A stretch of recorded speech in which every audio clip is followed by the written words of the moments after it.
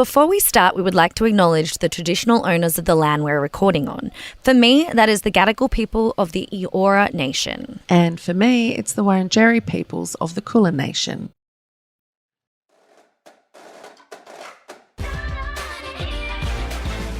Dun, ba, dun, dun, dun. Welcome to us. It's Two Girls, One Pod. I'm Yvie, that's Angie. Angie. Do you love it? It's my bogan introduction. Welcome. I loved it. It was very, very impressive. So how's the other day I randomly called a friend of mine, one of my managers actually, because he loves to, he's kind of like the box ticker of the couple. And I called him Sadie, the cleaning lady. And then I thought, I haven't heard that song in so long. So I looked it up just to look it up because I was like, why did I call him that? That's a little bit ridiculous. And I looked it up and I read out the lyrics and it just made me think how many fucking crook old school and new school songs there are out there that just have not aged well or the lyrics are so cringe. There's a lot. And the funny thing is, as a child, you sing along to so many songs that there's actually a TikTok trend where, it's like 9-year-old me singing along to I feel a little bump coming through. And then they do the reaction as an adult going, oh, my God, I was singing along to that song. So many. I remember my mum going, oh, my God, that song is disgusting when I used to listen to a la la la la long, a la la la la la long. Yes, long. push it. And it was push it some more. And I never thought anything of it. I'd just be singing along, push it some more. And if you cry, I'm going to push it some more. And you're just God, there's so many bad ones. You just don't know until you're older, right? And you're just like, as a kid, you're singing it. Or even you used to say, maybe it was you or I can't remember, but I'd always sing this one song and you were like, do you realize what? Oh, but yeah, I do remember saying to you, that's such a creepy song. Or yes. Or at the clubs when all the girls are trying to be sexy and you're dancing to the sweat drop down my balls and the girls are like, these bitches crawl. And it's like you're literally singing about a man's sweaty ball sack. There's not a lot of great rap songs that aren't extremely misogynistic. Oh. There really isn't. And to think that that's still happening today. They're still calling us bitches and hoes in music. It's like, what year are we in, people, that that's still being played in the clubs? It's played in a lot of the clubs, and I still dance to them as a 31-year-old grown-ass woman. There's this one song that just popped into my head then from Miguel, and it's called How Many Drinks? And I love Miguel. Like, I thought he was great, right? And the lyrics, and it's like, how many drinks does it take for you to leave with me? Girl, I've got time and I've got money, but something like, I don't want you to waste my time. I'm hoping it's only 3 or 4 drinks. If it's any more than that, bugger off. That's like Jamie Foxx's song, Blame It On to Alcohol. Yes, Blame It On to Alcohol. Which so many people do. I was drunk. I'm sorry I raped her, Your Majesty. Your Majesty. Sir. Yes, yeah. Your Honour. Yes, sir. Your Honour. But blame it on to alcohol. Do you have one that you would love to share, or do you have a list that you'd I've love got to a little share? list. I tell you, I was thinking about this all the way back to the 60s. The Beatles had a song called Run for Your Life. The lyrics were, well, I'd rather see you dead, little girl, than to be with another man. You better keep your head, little girl, or I won't know where I am. You better run for your life if you can, little girl. Hide your head in the sand, little girl. Catch you with another man. That's the end, little girl. But it was such a sweet song. Oh. That is gross. Brown Sugar by Rolling Stones. Brown sugar. No, is that it? Yeah, that's dun, it. dun, dun, dun. Very first verse. Gold Coast slave ship bound for cotton fields. Sold in the market down in New Orleans. Sky dog slaver. No, he's doing all right. Hear him whip the women just around midnight. Oh, brown sugar. Yeah, your face is saying it all. It I is never a song knew that. about slavery. But wait, are they white people singing it? Mick Jagger, Oh, Mick Jagger. Sorry, I forgot. Rolling Stones. Oh Four my White Men wrote that song. God. He wrote that song and he's come out since and defended it and said, look, it was a stream of consciousness. I wrote that song in about 40 minutes, blah, blah, blah, blah. And there was such backlash recently about that song that, you know, the Rolling Stones are still touring. Like, I think they're in their 800th year of tours. And they have completely changed those lyrics. He doesn't sing that anymore. Oh, so he has like apologized and been like, this is not. No, not really an apology. More just, you know, blamed it on alcohol. Blame it on the alcohol. He said, you know, he goes, look, at the end of the day, I'm I white didn't mean and to I'm write drunk. it, so I plead Jamie Foxx. I played Jamie Foxx or Miguel. Yeah, or Miguel, at the end of the day. I wrote it a long time ago and I don't remember. Imagine if women like went around singing songs about racism, homophobia. Like, you just don't hear it. You hear women singing about being sexist to themselves Yeah. in songs. Oh, actually, no, that's a lie. Katy Perry did a song, You're So Gay, spelt you are. So she didn't even spell you're so gay, right? And it's like, you're so gay, you don't even like boys. And I used to sing that song and now, it's so bad. I think one of it's like she talks about how skinny he is and he needs to eat more. So that's a weight thing. And she kind of was like a gay icon in some degree. And I was like, how did she bounce back from that shit house song? Yeah, that's it. And they always kind of do the whole, and to be fair, it was back in a time when we did use the word gay constantly as a put down. Yeah. But, you know, and it was totally acceptable. But this particular song too, she does both because she also says like he wears so much makeup, he's gayer than her. And then at the end she's like, you're so gay, you don't even like penis. It's such a stupid song. Stupid song. Actually, she's got a lot of stupid songs. Yeah. And Lady Gaga did a song with R. Kelly and it was so bad. The video clip, which was done by Richardson, what's his name? Oh, I can't think of Terry Richardson. Oh my God, creepy photographer. And in the actual song is called Do What You Want. And in the video clip, he's knocked her out. There's actually one other song that I really want that really got me good. What about that Baby It's Cold Outside? Oh, I've always thought that about that song. It's such a creepy ass song. Like, it's such a great song to sing because it's a really beautiful duet of harmonies and, you know, bit over, like you sing over. It's the kind of song I remember learning it when I was quite young and really into jazz music. It's a song that's really quite hard to learn because you have to sing at the same time as someone else singing something completely different, which is very rare in It's music. a beautiful song, but the lyrics are just disgusting. Really disgusting. It's funny because I think the writers have come out and kind of said, you know, Yeah. you've taken it all the wrong way. Like, it was all in jest. It's all in the, you know, flirtatious. And it's like, yeah, we know that, but there was a lot of coercive control in that song. She kept saying, no, I want to go. She keeps saying, I really can't stay.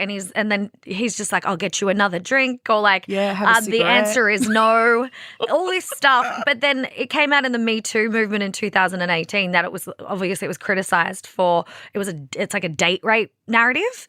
But then his daughter came out, whatever his name is, who sings it, and defended the song, saying that it's actually a feminist anthem at the time of its release. Oh, fuck off. Because she's saying, no, but I might stay, but I might not, but it's up to me. It's like, well, no, he pretty much forced you to stay. Yeah, and you end up staying because So he talked wins. you into it. All right, so I've got a dum for you, a DM. A direct message. Hey, ladies, love your pod. Thanks, Thank girl. you. It's great to hear things unfiltered and natural. I have a weird question, possibly for your pod, but really because I'm just curious. Oh, yeah, bring it. I'm a bisexual woman, but when I watch porn, I like to watch gay male porn. I hate the extreme fakeness of the girls, and I guess the pleasure in gay male porn seems more legit, although it's still porn. Is this a totally weird thing? It sure feels it, or is it more common than I think?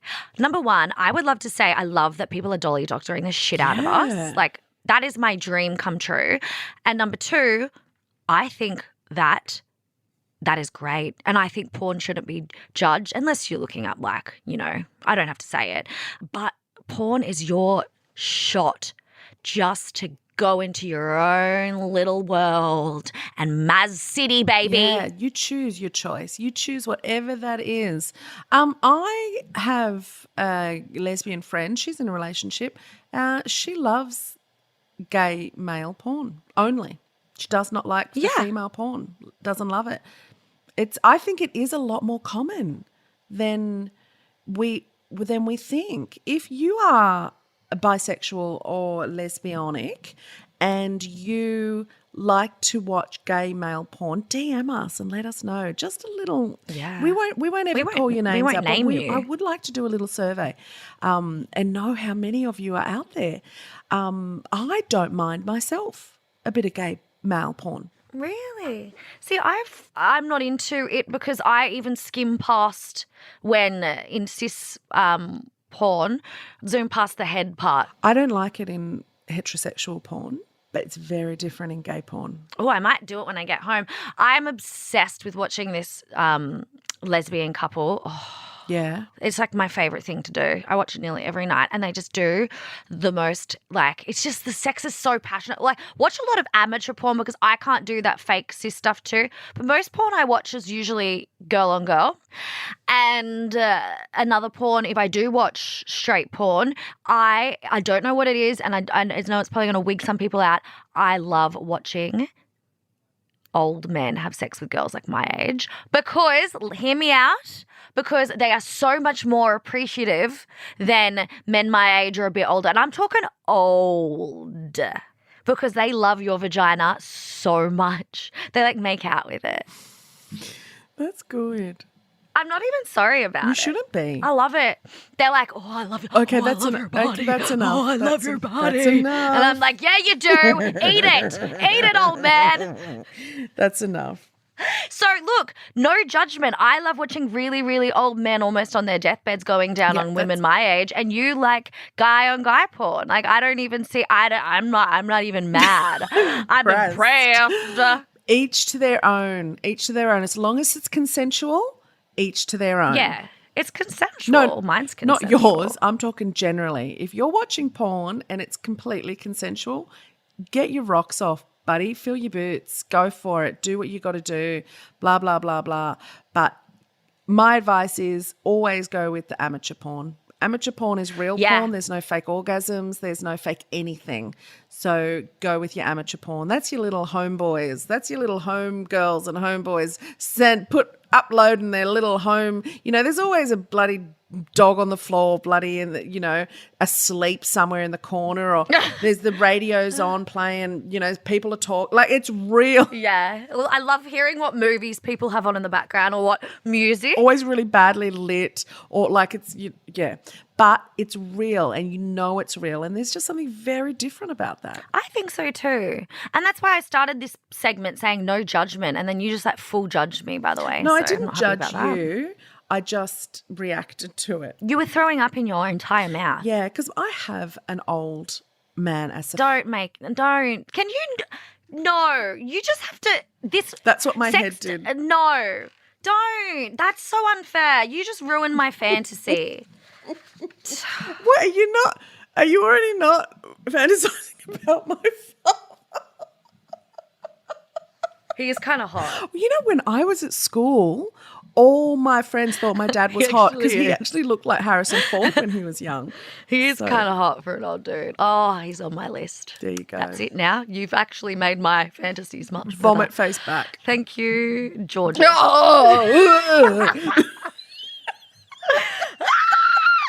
And I'm talking that old too. Like, I don't like my dad's age. I like old. I know. Wait till your dad is that age and then you're going to change your mind. Nah, remember I said that I would... Sam Neill. Oh my God. Jesus, take the wheel. I'm in love with Sam Neill. Remember I saw him at the Actor Awards when I had to announce an Actor Award and I was with and he got so jealous because in an interview, Sam Neill stood right next to me and I stopped the person interviewing me and I was like, oh my God, that's Sam Neill. I said on Gogglebox one time that I would have sex with him 8 times in one day and he's like, you're so embarrassing. And I was like, well, why did you stay till the end? Have you not watched one episode of Gogglebox? I am fucking filthy. Filthy. You dumb jog. You know when people always ask you, what was your first job? Can I just admit something? Yeah, you've never had a job?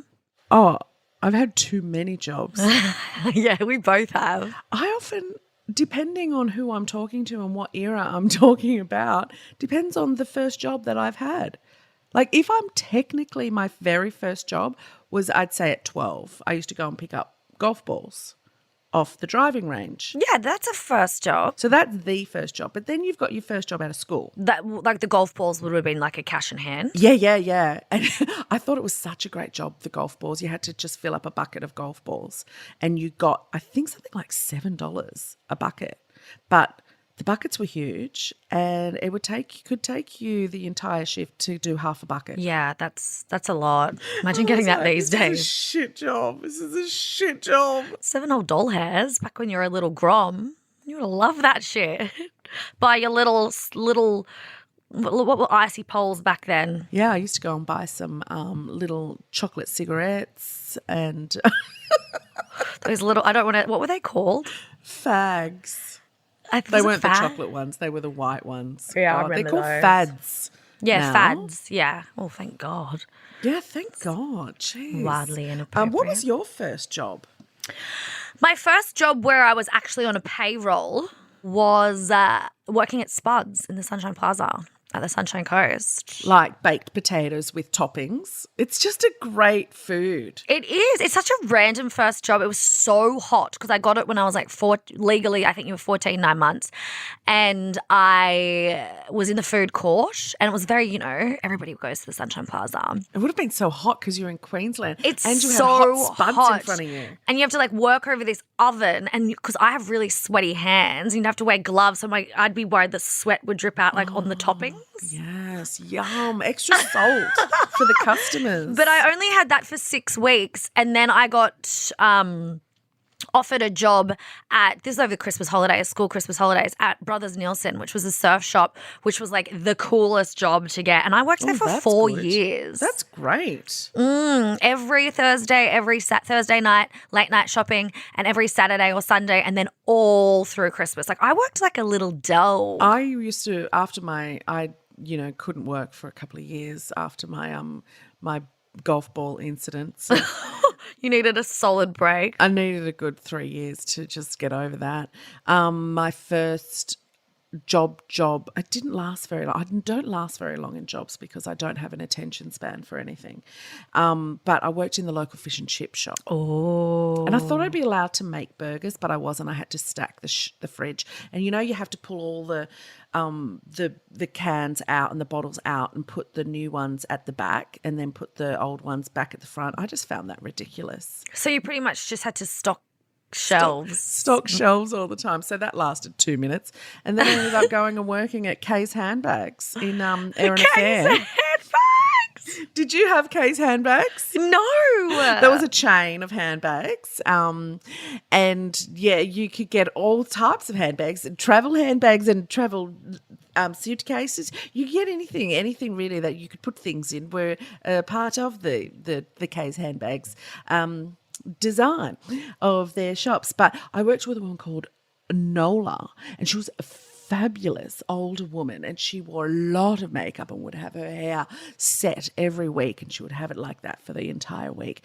And she would sit and just stare at people and talk about them. And I had to go around the shop and dust everything, dust all the bags. It sounds like a character from a movie. And I used to smoke Alpine cigarettes at the time.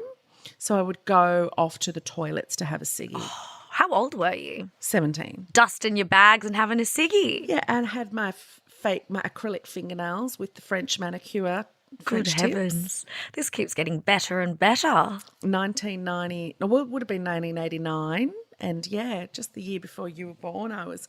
Oh, the colour of the day, Angie, was pewter. Everyone was buying pewter bags to go with their pewter shoes for their formals. What a time to be alive. We ran out of pewter. It was so bloody popular. Yeah, oh, look, it was. I actually didn't like it, but I'd never told anyone.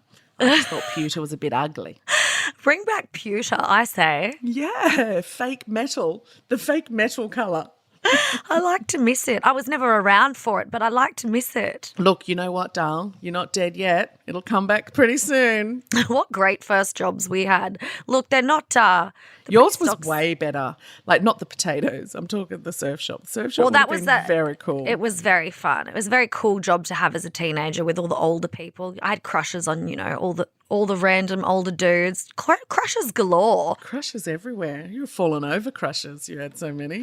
I think Spuds really, really grounded me. Got me sweating. Got me being a dish pig. It was great. I say though, I don't think you've ever made me a potato with toppings. So, guess what's in our future? I was scarred. I'm going to get you back out of that scarring. I'm going to get you to have a really good memory of it. So one day, I can make you a spud girl, a little spud wick. Yeah, I love a spud. I don't. I never ate them ever. I never had one. A million Irish can't be wrong.